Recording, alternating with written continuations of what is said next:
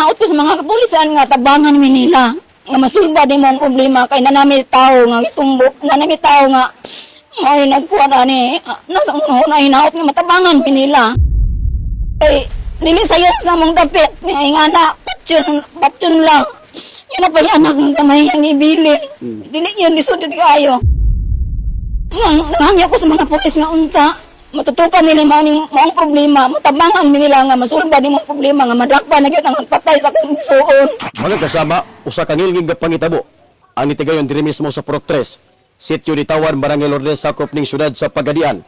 Kun asa, usa ka inahan ang giluba patay sa wala may lang suspitsado ug sumala pa nga kining biktima mga kasama giilang si Emeline Camaso, 46 anyos, dunay anak mga kasama ug kagahapong adlaw nananggot kini siyang guma og sumala pa, wala na makapauli pa ang biktima og napalga na lang kini nga may samad nilubaan sa maong lugar.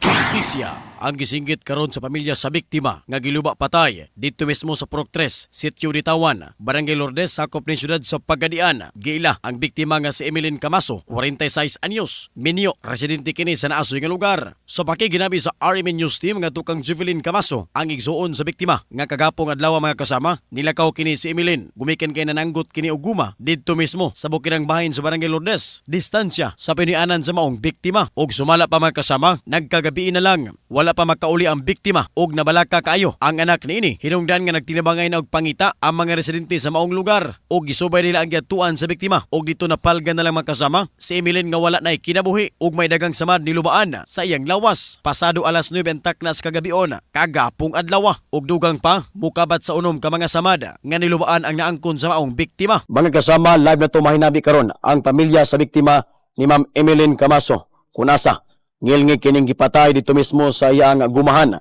Kunasa nananggot kini makasama kagahapon alas 10 ang takna sa buntag og wala kini makapauli.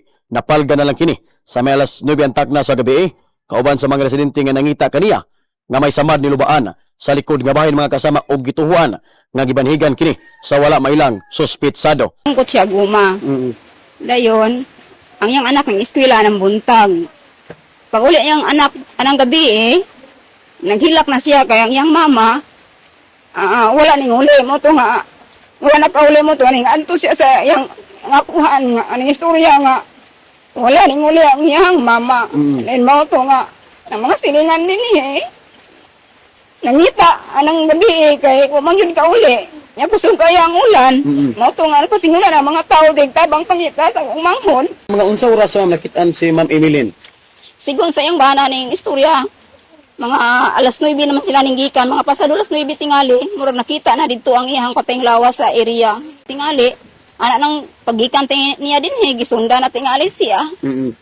Pag abot niya dito, mo na tingali to, gilargo na tayo siya, patay, giluba-luba na siya. Si Ma'am Emeline, ma'am, napalgan nga patay, dito gid sa gumahan or distansya gamay sa iyang gumahan? Dito gid sa iyang ubos na gamay sa iyang kuan. Sayang gipananggutan nga guma. Okay, nakapananggot naman daw siya og mga kuan kapunuan, pulo kapunuan nga guma. Uy, sa to pa mga adlaw balito na hitabo ang insidente. Adlawan pag yun.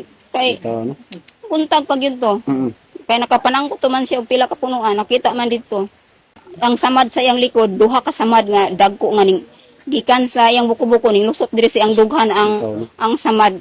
Unaagi siya silingan dinhi daw nga gilalis nga ambot og unsay kuan gamay ra kang hinungdan wa pa kay balog maobapog ka ha sa kay na siya ikalalis din nga silingan niya bisan ako ato gistoryahan kay kunya ako siyang gingnan nga hinahinaya lang na imong ba kay daghan magog kay mga silingan nga makadungog minana ba.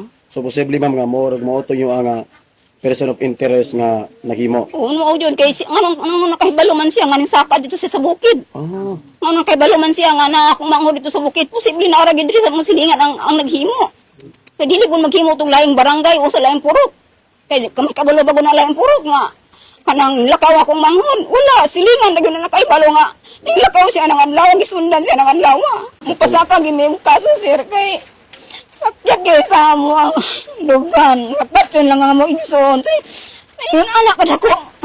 Pagpatay niya, babae. Dili ka sukol. Anak patyon man, huwag na isala. Usip baron lang di ay, suryahon lang di ay. Hinaot ko sa mga kapulisan nga, tabangan mi nila. nga masulba ni mo ang problema kay nanami tao nga itumbok, nanami tao nga may nagkuha na ni nasa una hinaot nga matabangan pinila kay dili sayon sa mong dapit nga ingana patyon lang yun na pa yung anak ng kamay ang ibilin dili yun lisod kayo nanghangi ako sa mga pulis nga unta matutukan nila maong problema matabangan nila nga masulba ni mong problema nga madakpa na gyud ang patay sa kong isuon. Dugang pa sa pamilya mga kasama nga doon na kini nakalali si Emeline ning di palang dugay og mao kini ang ilang gituuhan sa pamilya nga mihimo sa maong krimen. Sa imong bahin sir unsa gini nga pagkatao si Ma'am Emeline buutan ba kini o Kana di siya pa pagkataon tao di butan-butan gyud. Tumika lang kay siguro na yung mga sana murag kana bikir-bikir sa mga kuan. Lihat yang gidak ko. Murag pinutong ba? Apat isaraon gay. May balaod. inyo ang kung sa inyong cancer inyo ang standing karon andang mong pasakag kaso gid sir. Pasakag may kaso. Kumikan sa tabas ng isuon. Duha na hitabo. Akong inahan nga rin magipatay gyapon. Mo ba imong inahan? Inahan. Duha na tabo. Ako isuon gipatay. Unang gipatay. Dire sa gyapon proktres. Walay hustisya na hitabo. Panawagan karon sa pamilya mga kasama ni Emeline ngadto sa mga kapulisan nga unta ilang makabot ang hustisya ug andam sila mopasaka og kaso kon mapamatud-an ang naghimo sa maong ngilngig nga panghitabo. Mga kasama nanukad kita diri mismo sa Purok 3, Sitio Ditawan, Barangay Lourdes, sakop ni syudad sa Pagadian. Kauban ang tibok persa sa mga radyoman. Kini si PR Radyoman 44 Ace Magsayo. Tata Karamen.